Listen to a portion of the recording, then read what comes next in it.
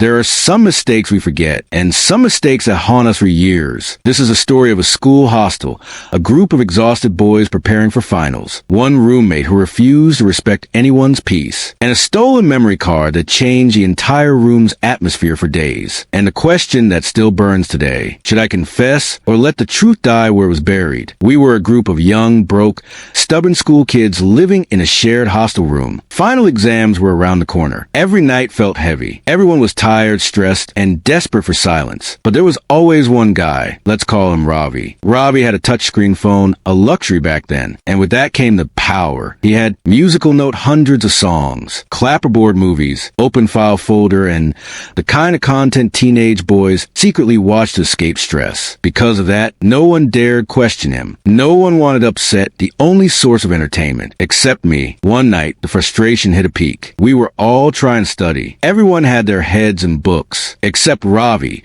who had his phone blasting songs out loud like it was his personal concert. I tried to ignore it, really tried, but then I snapped. I told him, "You're disturbing everyone." He barely lifted his eyes and replied with the laziest, most disrespectful, "Yeah, okay," and continued playing music. I looked at the other boys, hoping someone would support me. No one did. I felt alone, irritated, disrespected. So I walked out to study elsewhere, but the anger didn't go away. That night, I couldn't sleep, not because of noise, but because of resentment. And then a thought came, quiet, dangerous, tempting. I remembered something. Ravi's memory card wasn't just his. All the boys secretly used it when they wanted stress relief, meaning he would definitely panic if it went missing. At around 2 a.m., while everyone was sleeping, I carefully took his phone, slipped outside the room, pulled out his memory card, and then put the phone back exactly how it was. No one heard a thing. I hid the card inside the waistband of my shorts, the last place anyone would check, and I went to sleep with a strange sense of satisfaction. At sunrise, chaos. Ravi was flipping the room upside down. He asked everyone, "Did you borrow the card? Did you put it somewhere?" The other boys,